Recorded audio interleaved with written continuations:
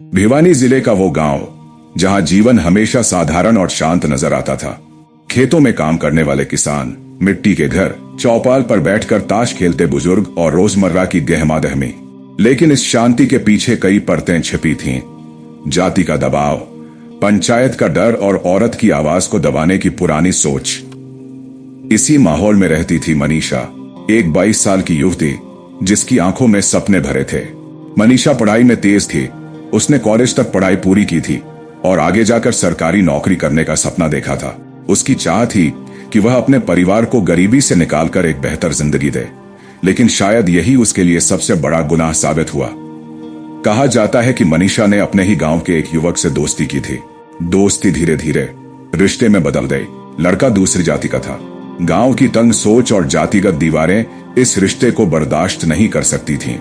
परिवार और पंचायत तक जब ये खबर पहुंची तो हालात बदल गए। पंचायत ने लड़की के परिवार पर दबाव डाला कि या तो लड़की को समझाओ वरना गांव की इज्जत चली जाएगी। मनीषा ने अपने प्यार का साथ छोड़ने से मना कर दिया।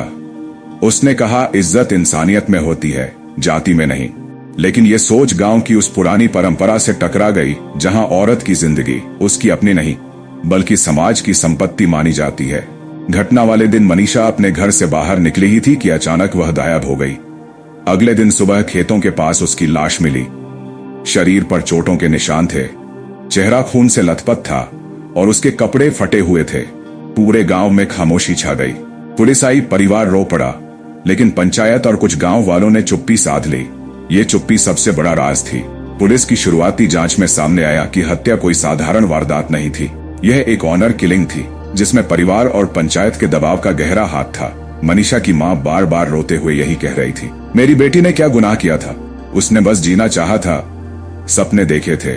क्या औरत का सपना देखना गुनाह है? उसकी चीखें पूरे गांव के कानों तक पहुंची, लेकिन बहुत से लोग अब भी खामोश थे।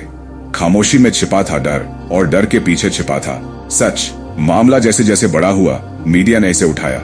हरियाणा के कई शहरों में प्रोटेस्ट हुए। छात्र, महिलाएं और सामाजिक संगठन सड़कों पर उतरे। लोग कहने लगे कि यह सिर्फ मनीषा की हत्या नहीं है बल्कि पूरे सिस्टम के मुंह पर तमाचा है। लेकिन पुलिस की जांच में बार बार देरी हुई। सबूत गायब किए गए, गवाहों को धमकाया गया। कई नेताओं ने इसे राजनीतिक रंग देने की कोशिश की।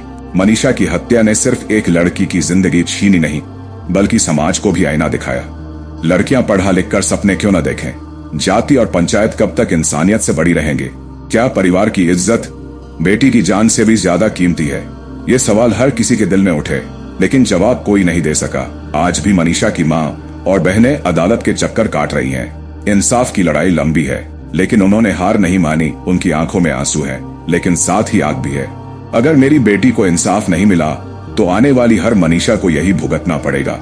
निष्कर्ष, मनीषा की कहानी सिर्फ एक हत्या की कहानी नहीं है। यह कहानी है उस संघर्ष की जहां एक लड़की ने अपने सपनों के लिए खड़ा होना चाहा, लेकिन समाज ने उसे कुचल डाला। यह कहानी है उस दर्द की जो हर माँ के दिल में आज भी गूंजती है, और यह कहानी है उस लड़ाई की जो इंसाफ और बराबरी के लिए आज भी जारी है।